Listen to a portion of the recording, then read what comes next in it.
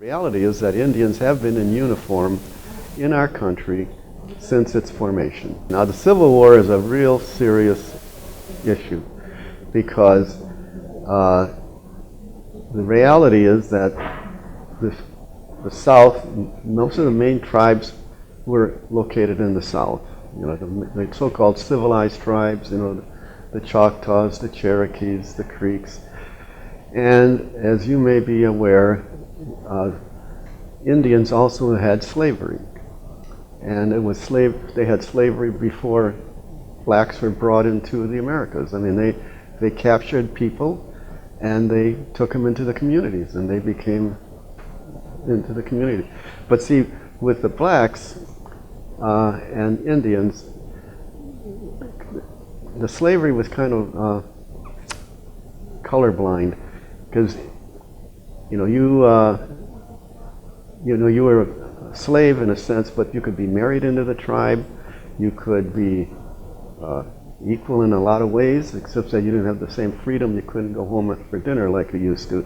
Like, you know, Osceola, the chief of the Seminoles, his mother was black. So you had that kind of situation. So blacks had a different kind of status when they were slaves of Indians, as opposed to the non-Indian community in the South. So anyhow, when the war broke out, it was almost logical that the Indians would protect their homeland, and the Confederacy very much wanted Indian allegiance, and what they promised the Indians was that when they won the Civil War, the Indians would then be able to be in their parliament, in their Congress, as equal members. Now, that's something unheard of for Indians in the North. I mean, Indians were just always the bottom of the totem pole. And so that was a real carrot that was held out to Indian communities, that you'll be equal to us once we defeat the North. And so what you had then were thousands and thousands of Indians in uniform fighting for the Confederacy. And in fact, there were a couple of battles, like Pea Ridge, Arkansas. There were huge numbers of soldiers on both sides, but they were Indians. But they were in blue uniforms and in gray uniforms. But even going back, let's say, to the War of 1812, we all know about Andrew Jackson's, defeating the British in New Orleans. What we don't get told in the textbooks is that he had like 500 Indians in uniform with him. They were Choctaws. The last Confederate general to surrender was Stan Wattie, a Cherokee.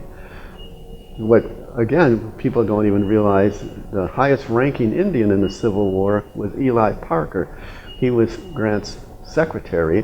He ended up becoming, after the war, the first Indian to run the Bureau of Indian Affairs.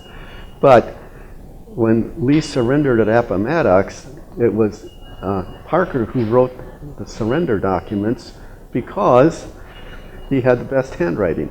And the other officers with Grant said, yeah, he had the best handwriting. But anyhow, everyone knew that he was a Seneca Indian.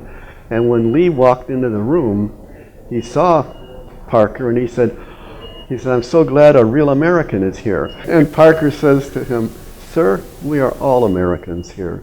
But I mean, this is the kind of dignity and class that Indians have provided in the military.